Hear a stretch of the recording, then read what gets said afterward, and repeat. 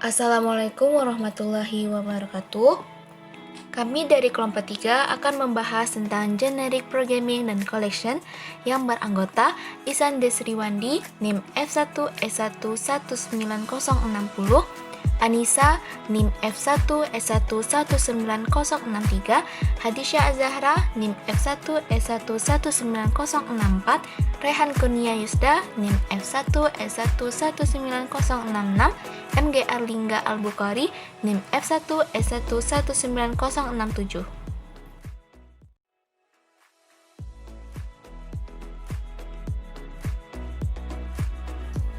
Kenapa pemrograman generik? Generic programming artinya kode yang dapat digunakan oleh beberapa objek yang tipenya berlainan. Misal kita memiliki kelas koleksi string, koleksi integer, dan koleksi double. Dengan menggunakan generic programming, kita dapat membuat kelas koleksi yang dapat menampung data string, integer, maupun double. Generic programming adalah sebuah cara pandang pemrograman yang memungkinkan seseorang membuat kelas menunda pemberian tipe data pada atribut dan metode. Dikenal juga dengan istilah types to be specified later, sehingga kelas yang dibuat bisa digunakan untuk tipe data yang berbeda-beda. Konsep generic programming di Java sendiri bisa diimplementasikan menggunakan dua konsep, yaitu konsep tipe objek dan konsep type generic. Konsep tipe objek. Objek sebenarnya merupakan kelas bawaan di Java sehingga bisa digunakan sebagai tipe dari atribut maupun metode tertentu. Kelas objek bisa dideklarasikan kembali menjadi kelas lain, di mana di dalam Java setiap tipe data itu dideskripsikan di dalam sebuah kelas. Contoh tipe data double merupakan objek dari kelas double, dengan kata lain, tipe data double merupakan instance dari kelas double. Ide dasar dari konsep ini adalah atribut dan metode dideklarasikan menggunakan tipe objek, sehingga nanti ketika ada objek yang ingin menggunakan atribut dan metode di kelas tersebut, objek tersebut tinggal mendeskripsikan ulang kelas tipe data yang ingin digunakan. Ketika sebuah atribut atau metode bertipe objek, maka pada kondisi ini tipe data dari nilai yang bisa diterima atribut atau metode belum didefinisikan secara eksplisit. Tipe data atribut ditentukan ketika dilakukan manipulasi terhadap nilai atribut.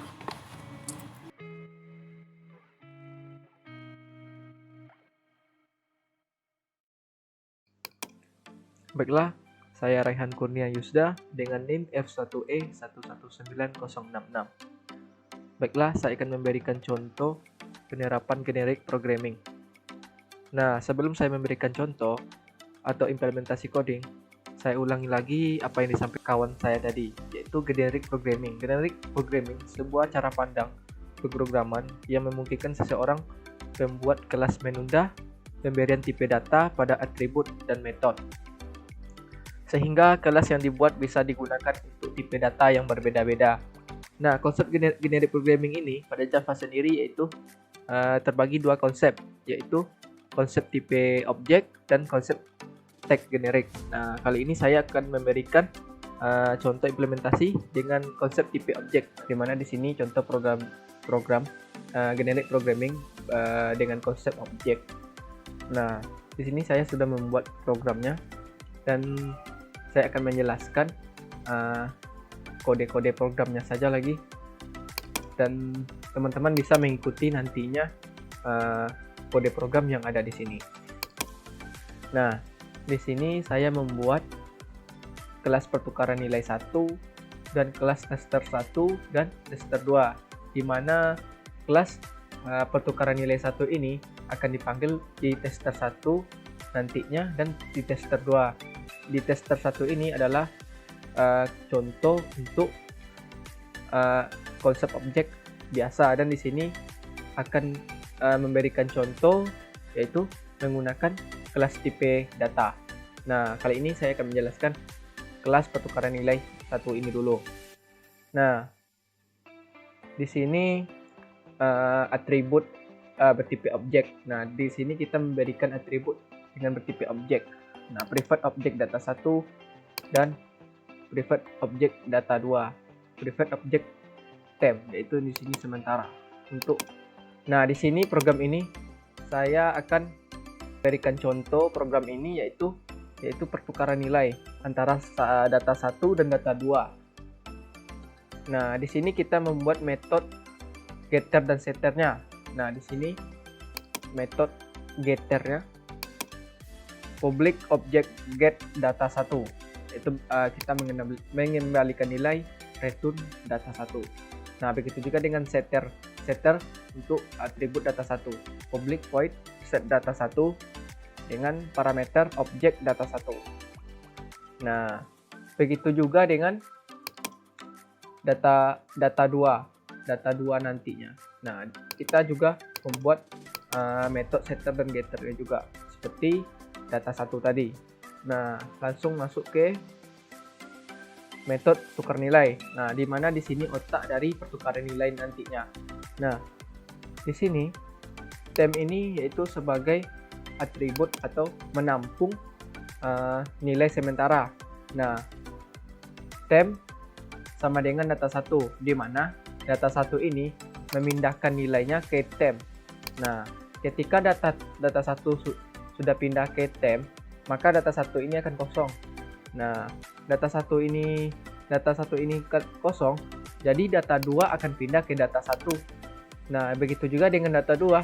Setelah data 2 kosong, maka temp yang berisi nilai data 1 tadi akan pindah ke data 2. Jadi, terjadilah pertukaran nilai. Nah, di sini adalah metode tampil nilai, di mana akan menampilkan nilai yang telah kita buat nantinya. Nah, kita masuk ke kelas main atau tempat pemanggilannya atau tester 1. Nah, langsung kita masuk ke kelas tester 1. Nah, ketika kita mengisi setter dengan nilai integer, maka tipe data objek digantikan dengan kelas integer. Dan begitu juga pula ketika nilainya diisi dengan string, maka tipe objek digantikan dengan kelas string. Nah, di sini yaitu kita membuat kelas tester. Nah, di sini ada kelas mainnya, di mana kelas tempat pemanggilannya atau tempat program dieksekusi, public static void main.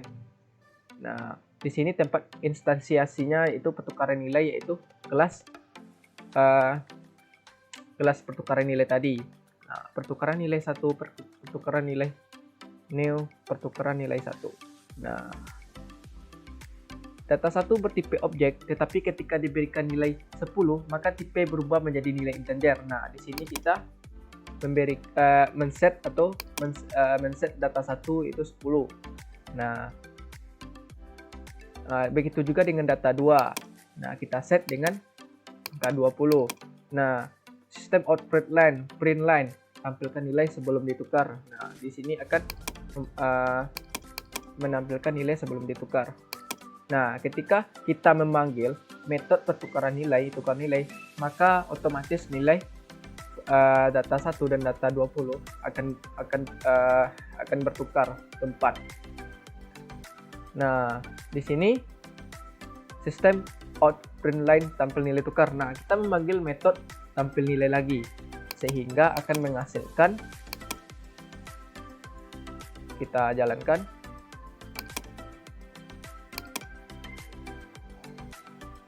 Nah, sehingga data 1 pertamanya 10, data 2 sebelumnya 20, maka ketika dipanggil metode tukar nilai, maka mereka akan bertukar nilai 20, data 1 menjadi 20, data 2 menjadi data 2. Begitu juga dengan contoh di bawah ini. Nah, di sini saya men-set data 1 dengan nilai string. Nah, begitu juga dengan set data 2. Saya set dengan data string. Nah, ketika kita tampilkan nilai sebelum ditukar, maka dia akan tampil sebelum tukar nih, seperti ini. Nah, begitu kita panggil metode tukar nilai, maka mereka nilai ini akan bertukar nilai. Nah, setelah itu kita panggil metode tampil nilai lagi. Nah, maka mereka akan bertukar nilai. Nah, hitam sebelumnya data 1 hitam sekarang menjadi putih. Terus sebaliknya dengan data 2 sebelumnya putih menjadi data 2 hitam. Nah, selanjutnya yaitu kelas tester 2, di mana sebelumnya sama-sama pertukaran nilai. Yang membedakan yaitu di sini kita memberikan tipe objek bisa didefinisikan dengan kelas tipe data.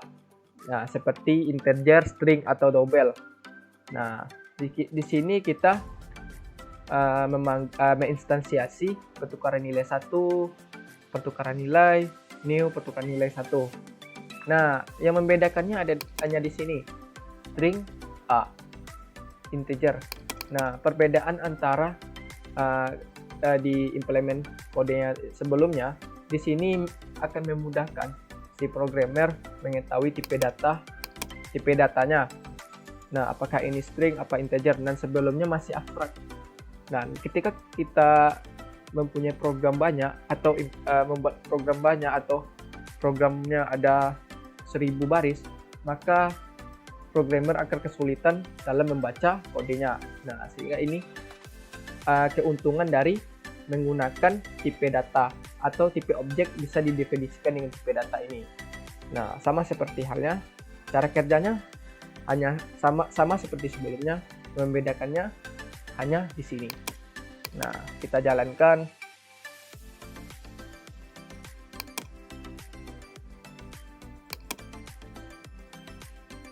Nah, di sini sebelumnya data 1 putih, data 2 20, tampil setelah ditukar data 1 akan menjadi 20 dan data 2 menjadi putih. Nah, di sini saya langsung saja memberikan tipe datanya string dan integer langsung bertukaran.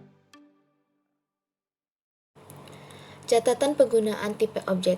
Objek dari kelas yang mengandung tipe data objek tidak spesifik terhadap suatu jenis data. Suatu atribut data diberi nilai dengan suatu tipe data dan suatu saat dapat pula diberi nilai dengan tipe data yang lain pula. Hal ini bisa menyebabkan kebingungan ketika kita menggunakannya dan dapat menyebabkan kesalahan program. Untuk mengatasi kelemahan dari pengguna tipe objek, maka digunakan penerapan tag generic. Penerapan tag generic berbeda dengan konsep objek sebelumnya, di mana objek dari kelas yang menggunakan konsep objek dapat mengganti kelas tipe data dengan sembarang.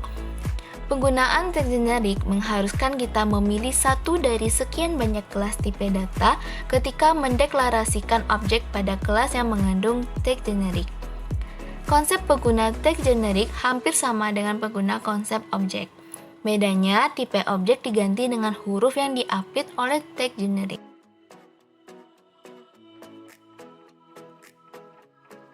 Nah, kembali lagi dengan saya, Raihan Kurnia Yusda.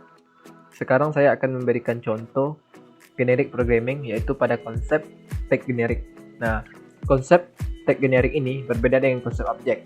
Sebelumnya di mana objek dari kelas yang menggunakan konsep objek dapat mengganti kelas bertipe data dengan sembarang. Nah, penggunaan tag generic ini mengharuskan kita memilih satu dari sekian banyak kelas tipe data ketika mendeklarasikan objek pada kelas yang mengandung tag generic. Nah, konsep penggunaan tag generic ini hampir sama dengan penggunaan konsep objek.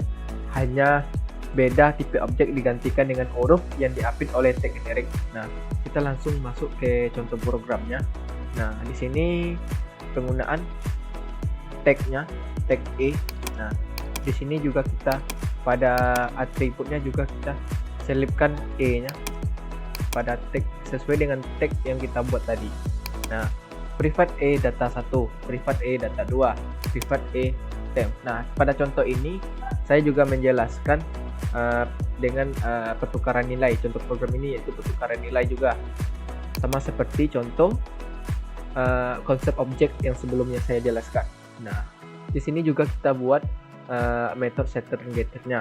Nah, membuatnya dengan public E get data 1.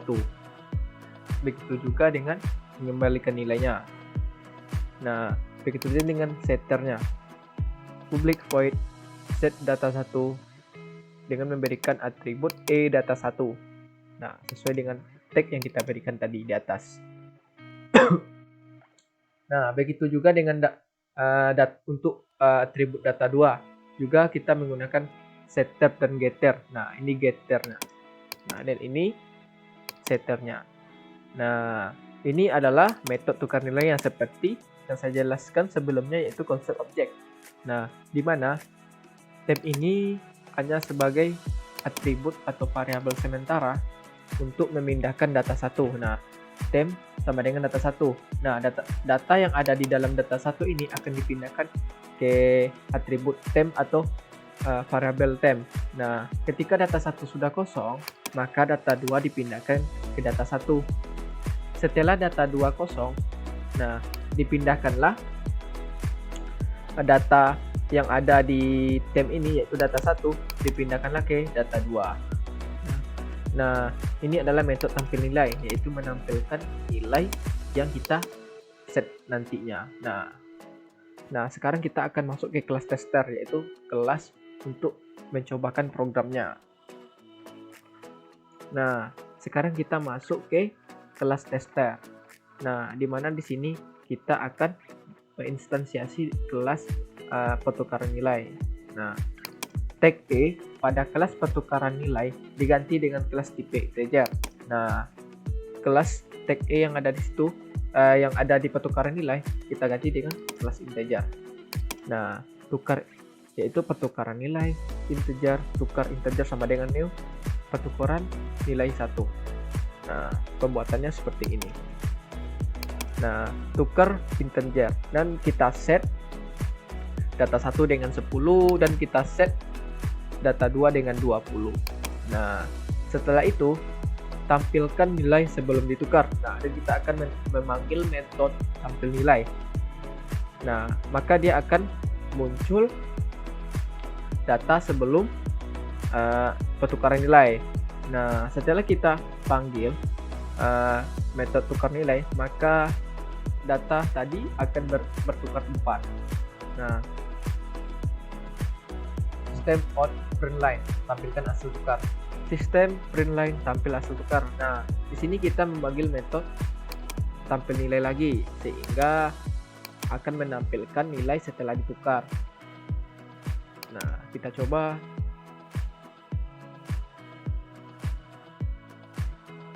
Nah, maka akan muncul seperti ini. Sebelumnya data 1 10 jadi 20. Data 2 sebelumnya 20 jadi 10. Nah, begitu juga dengan contoh di bawah ini. Ya, ini di mana tag E pada kelas pertukaran nilai ini diganti dengan kelas tipe data string. Nah, penulisannya sama dengan di atas, hanya di sini perbedaannya itu tipe datanya string. Nah, di sini saya set data 1 hitam, data 2 putih, dan pemanggilan sama seperti metode di atas. Nah, kita panggil nilai tukar nilai. Nah, lalu kita tampilkan lagi. Nah, maka hasilnya data 1 sebelumnya hitam jadi putih. Sebelumnya data 2 putih, sekarang jadi hitam. Nah, begitu penerapan tag generik pada Java. Nah,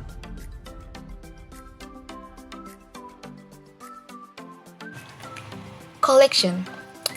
Java Collection merupakan kumpulan-kumpulan kelas yang digunakan sebagai kelas struktur data, seperti array, linked list, stack, tree, dan lain-lain.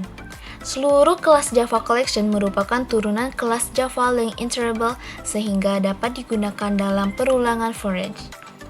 Ada banyak model struktur data yang didukung oleh kelas collection. Di antaranya adalah array list, linked list, stack, pretty query, hashmap. Penerapan iterator, bagian dari sebuah elemen collection. Iterator memungkinkan kita untuk operasi transversal dalam sebuah elemen collection. Format perintah iterator di sebuah Java adalah sebagai berikut. Ada dua buah metode pada kelas iterator yang sering digunakan. Masih terdapat beberapa metode lain, yaitu metode hashmap. Metode ini digunakan untuk memeriksa apakah iterator masih mempunyai elemen data berikutnya atau tidak. Metode ini akan mengembalikan nilai true apabila iterator masih mempunyai elemen data berikutnya, yang akan diproses dan mengembalikan nilai false apabila iterator sudah tidak memiliki elemen data berikutnya. Selanjutnya, metode next. Metode ini digunakan untuk mengembalikan elemen berikutnya di iterator.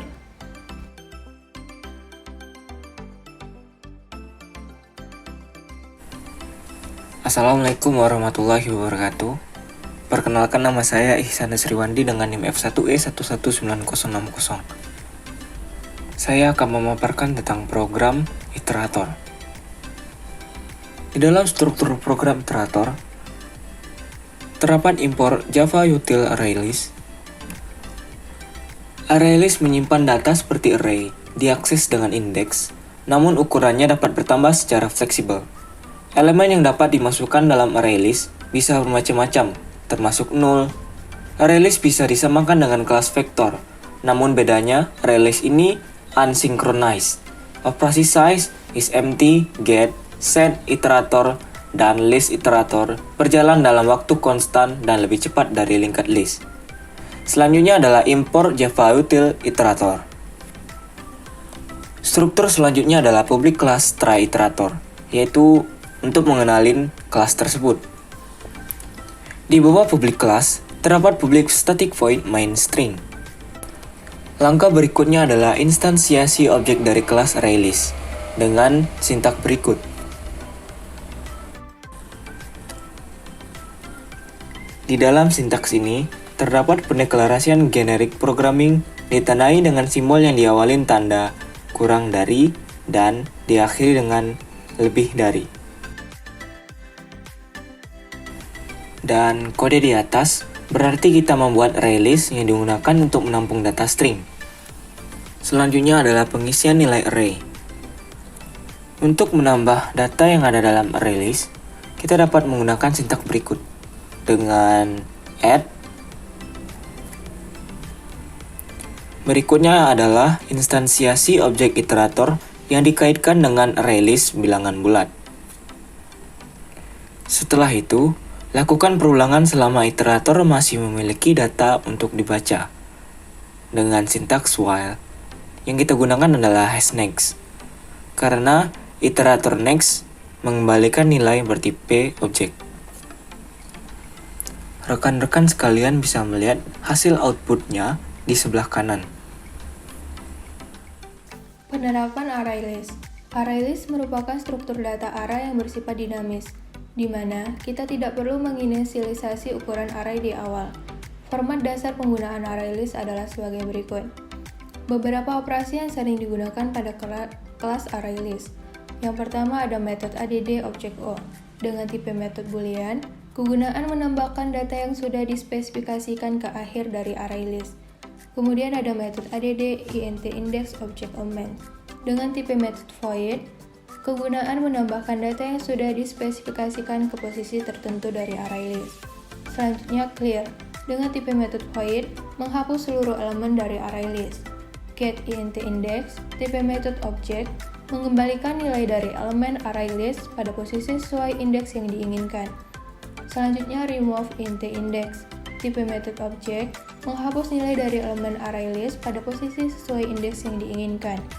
Yang terakhir yaitu size. Dengan tipe metode int, mengembalikan nilai berupa jumlah elemen yang ada pada ArrayList.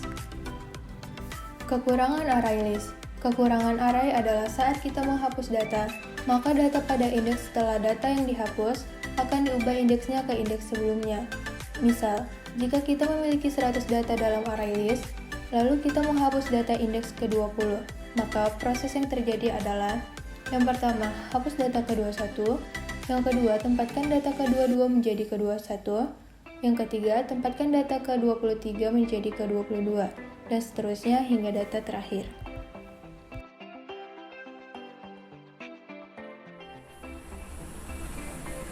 Selanjutnya akan saya paparkan juga operasi ArrayList. Sama seperti try iterator sebelumnya, kita menggunakan import Java Util ArrayList juga.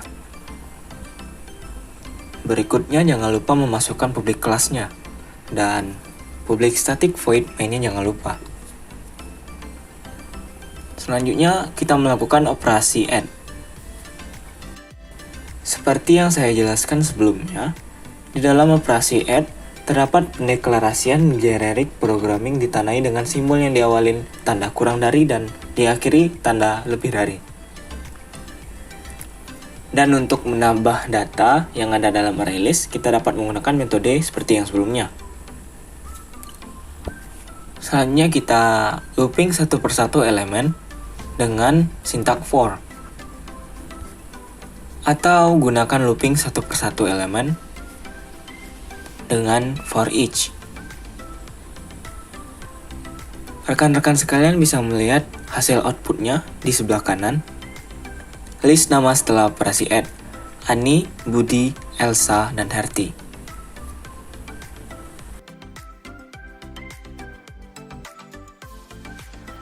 Assalamualaikum warahmatullahi wabarakatuh. Perkenalkan, nama saya Muhammad Gibran Arlingga Al-Bukhari, NIM F1E119067. Di sini saya akan menjelaskan program dari operasi ArrayList. Di sini kita akan membuat spreadsheet-nya terlebih dahulu, yaitu operasi ArrayList. Kemudian kita melakukan import Java util ArrayList. Setelah itu kita membuat public class-nya dari operasi ArrayList. Setelah itu kita akan membuat metode dari ArrayList, yaitu public static void main string r. Selanjutnya kita akan melakukan sebuah operasi add, yaitu penambahan. Pertama, kita akan memasukkan ArrayList dan menggunakan variabel bertipe string in nama sama dengan new ArrayList. Nah, di sini kita akan menggunakan 4 data nama. Yang pertama, kita akan menggunakan data nama add Ani. Yang kedua ada nama add Budi, ketiga ada nama add Elsa, keempat ada nama add Herti. Dan di bawahnya ada sistem outprintln yang mana kita menuliskan list nama setelah operasi add, yaitu berupa judul dari output ini 4 data ini nanti. Setelah itu kita ingin melakukan looping satu persatu elemen. Kita melakukan looping itu kita menggunakan for, karena kita telah mengetahui jumlah data yang ada pada array, yaitu ada 4 data. Jadi pertama kita menuliskan for string name nama, kemudian ditutupi dengan sistem outprintln names. Kemudian kita ingin menyisipkan sebuah nama Zainal pada 4 data yang telah dibuat tadi. Operasi menyisipkan nama Zainal pada posisi ketiga. Jadi kita membuat nama add indeks kedua Zainal. Jadi kita akan membuat sistem outprintln-nya list nama setelah disisipkan nama Zainal agar kita mudah mengetahui outputnya nanti letak tempat nama Zainal disisipkan. Setelah itu kita melakukan looping satu persatu pada elemen, yaitu nama for each name, sistem outprintln names. Untuk melihat outputnya dari program inilah hasilnya. Nah, di sini kita dapat melihat output dari 4 data awal tadi, yaitu list nama setelah operasi penambahan atau add, yaitu Ani, kedua Budi, ketiga Elsa, dan keempat Herti.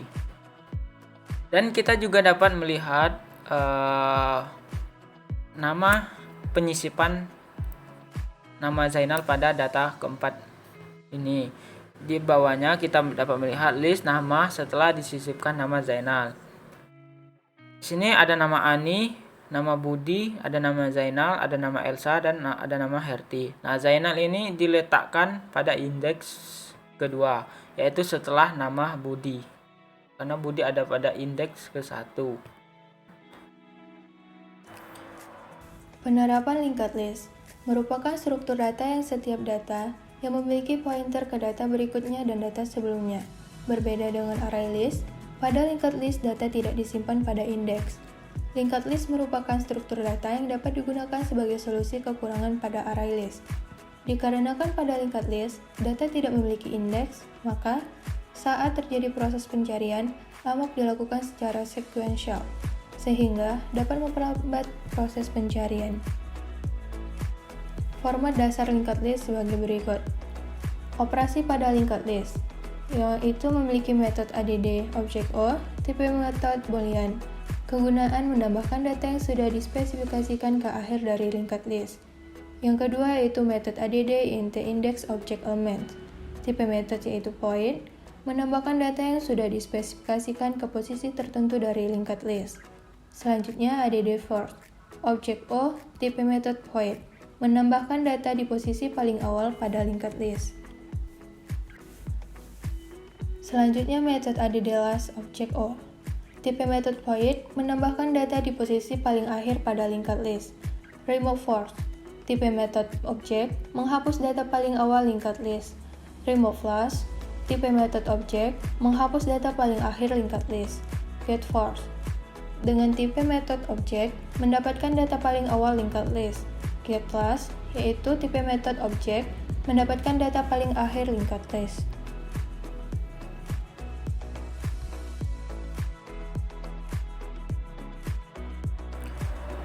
Selanjutnya saya akan menjelaskan tentang operasi linked list. Pertama kita akan membuat page kit-nya terlebih dahulu, yaitu page kit operasi linked list. Kemudian kita melakukan import Java util linked list agar programnya terbaca. Kemudian kita membuat sebuah kelas yaitu public class operasi linked list. Dan kita akan membuat lagi metodenya yaitu publish static void main string parse. Selanjutnya kita akan mencoba membuat operasi add first, add last, dan add ke posisi yang tertentu. Nama kita membuat linked list bervariabel string, nama new linked list. Pertama kita akan membuat nama add first. Add first merupakan menambahkan sebuah data di posisi awal pada linked list. Jadi kita membuat nama add first Elsa. Kita tambahkan Elsa sebagai nama pertama. Kemudian nama add first Zainal. Kita tambahkan nama Zainal di atas nama Elsa. Selanjutnya ada nama add last. Add last merupakan untuk menambahkan data di posisi akhir pada linked list. Kita menambahkan add last Herti, ditambahkan nama Herti di bawah nama Elsa pada posisi terakhir. Nah, kemudian ada nama add last Pano, tambahkan nama Pano di bawah nama Herti pada posisi paling akhir. Dan yang terakhir ada nama add index 2 pp. Maksud add adalah yaitu sebuah data yang sudah dispesifikasikan. Dan kita meletakkan nama pp pada indeks ke-2. Dengan tambahkan nama pp pada indeks kedua.